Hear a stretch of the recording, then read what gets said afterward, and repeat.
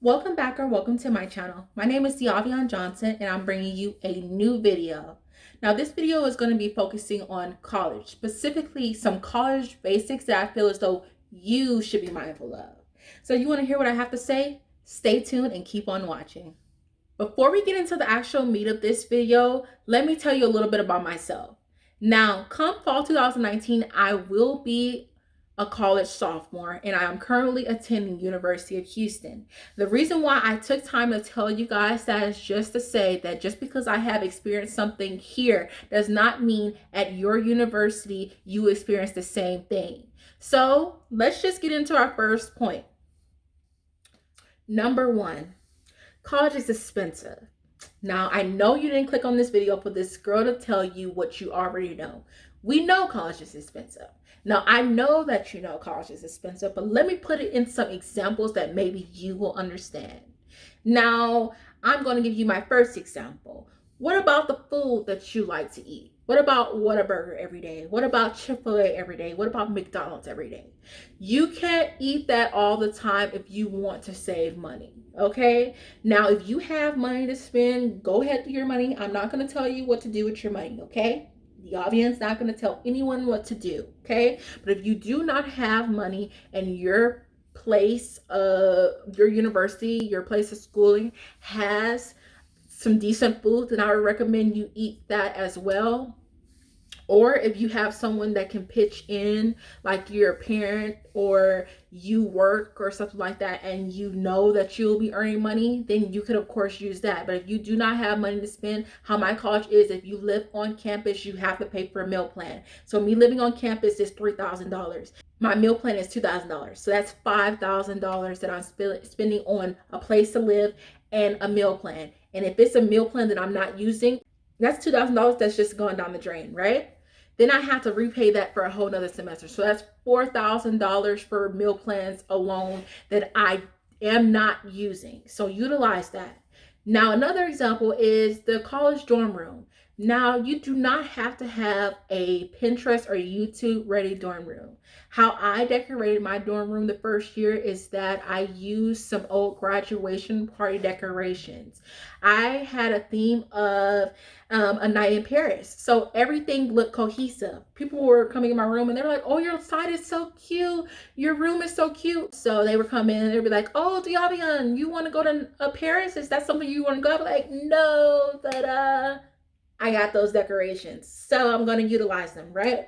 Then I also did a lot of DIY projects from Dollar Tree. I just picked up some of the Dollar Tree products and then I just put it together. I spray painted stuff that wasn't gold. I wasn't about to go out my way to spend money on stuff that's gold, especially if I could get it from Dollar Tree and just make it gold. Like you could just spray paint it, just use some painter's tape. It's just like, it's so easy. Okay.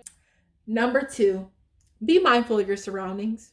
Listen, the key thing in this video is going to be awareness, social awareness. You need to be aware of what is happening around you at all times, especially when you're on the street that's deserted. Anybody can pop up behind you. If you have your earbuds in, you're looking at your phone, texting away, you're not paying attention, you have the entire world shut off, you're just tunnel vision, right? Someone comes up behind you, maybe with bad intentions, maybe not. You don't know because you're vulnerable. How could you do that to yourself? How could you leave yourself vulnerable, right? You need to know what's happening behind you. You need to know if someone is coming up to come and get you, because if you can avoid the situation, why not avoid the situation, right? Now, just to say that you can avoid one situation does not mean you can avoid another situation. If you're just walking to a parking lot, you're aware of things that is happening to you, and someone comes and tries to snatch your purse or tries to take your backpack or anything like that, you may not be able to do anything about it. I wouldn't go out my way to try to fight off someone and get myself hurt. But you need to be aware of your surroundings. You need to be able to tell people what he looks like or what she looks like, or what they look like. You need to be able to have these descriptions. You need to be able to say, oh, well, I was just minding my business. I was paying attention. I had this, I had that. If you need to get some pepper spray, you can do it. But just because you're getting pepper spray does not mean you'll have time to take it out, especially if that's a new pepper spray gel. The pepper spray gel, it takes a little while to come out, like especially if you don't know how to use it.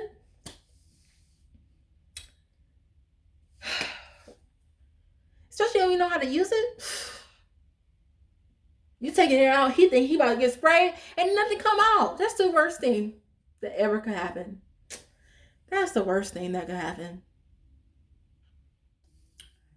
Number 3, the financial aid office at the University of Houston, bro, is trash. Okay?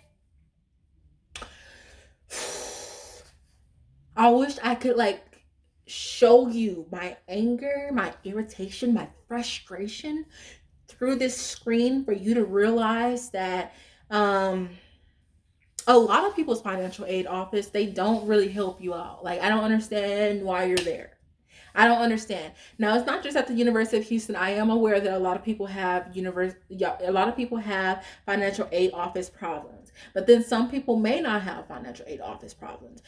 My experience at the University of Houston's financial aid office was trash. Everyone else's experience may be different from my experience, okay? So the reason why I'm saying that is that because financial aid offices have the potential to be trash, to be garbage,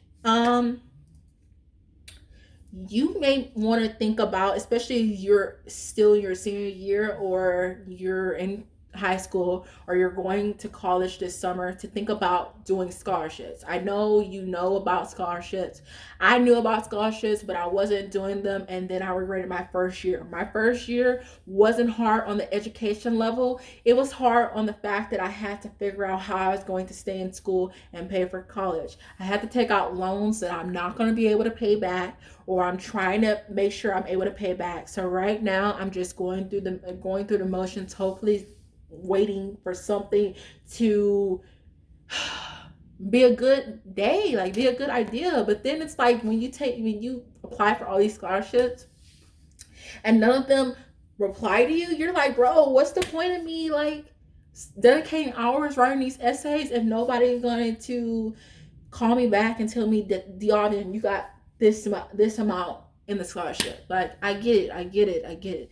But number 4, surround yourself with like-minded people. Now, what I mean by that is, if you're a person who loves school or want to go to school for predominantly for education, for you to better yourself through education, then I would recommend you surround yourself with someone who wants that same thing. Now, if you're a person that's only coming to school for a social setting, then you would surround yourself with people who want to come to school socially. You can also have people who want to go to school for their education. I mean, not to say that you can't intermingle and you should only have one type of friend group, but just to say, if you are a person who fall victim to bad influences, especially if you know that you can't afford to go to college, then I would recommend you staying in line with someone who has that same mindset or something toward the fact that they want to do exactly what you want to do or something similar to what you want to do, before you fall victim to, you have all these friends that are not going to class, they're sleeping in, and you're like, oh, well, I can do that, but they can probably do that, and they can pass all their tests, they can do this, they don't have to go to class, but they can get all these A's, but you do that and you get an F.